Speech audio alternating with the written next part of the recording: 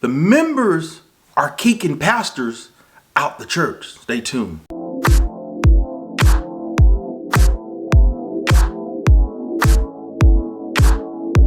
God bless you, friends. Thank you for joining me on Morning Nuggets. This is yours truly, Pastor Nate, and it is my absolute pleasure every time I come and speak to you. Happy New Year. This is the first video I've made, or the first morning nugget that I made in 2024. This is a new month. Everyone who has a birthday or born date in the month of January, I want to extend to you a happy birthday. This is actually my birth month. Thank God for another year.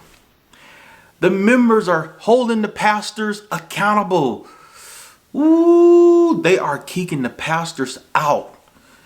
Every time you listen to a prophet or someone on social media analyzing a church issue, the first thing they'll say is God is exposing, or we need to hold them accountable, or they need to sit down.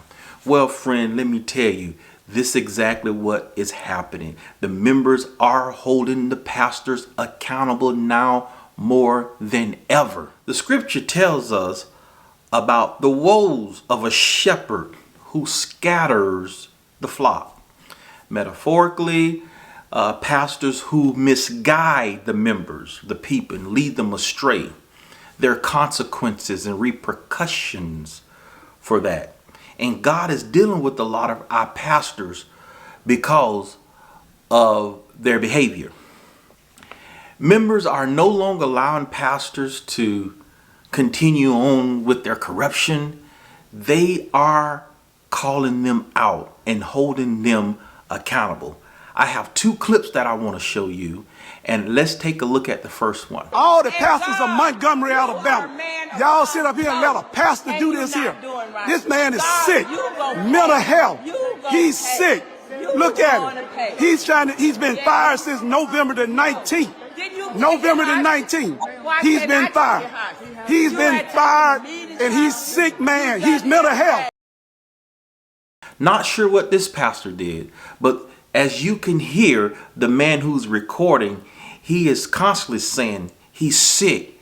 There's mental illness there. So obviously he did something sick. Now, I don't want to speculate as to what it was because he didn't specify, but he just said mental illness. So that pastor was doing something ungodly, and the members, or this person, was holding him accountable. Let's listen to the next clip. I'm the pastor of the church and have not done nothing to nobody. I'm the pastor of the church and have not done no. Because I have not done nothing. I am the pastor. I'm the pastor of the church. And if they can't do that, I haven't done anything. I'm the pastor. Okay, come on, I'll talk to you. Come on. I'll be back.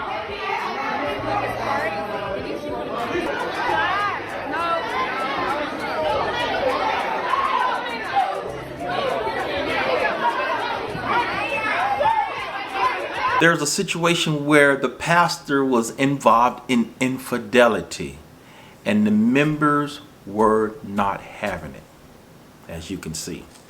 And as I stated before, we always say hold the pastors accountable. And in these smaller churches, it's probably a little easier to do that because these smaller churches are under organisms or organizations like your Baptist or your Methodist. If a pastor should be overthrown or taken down, they can be voted out, or that entity can overthrow the pastor.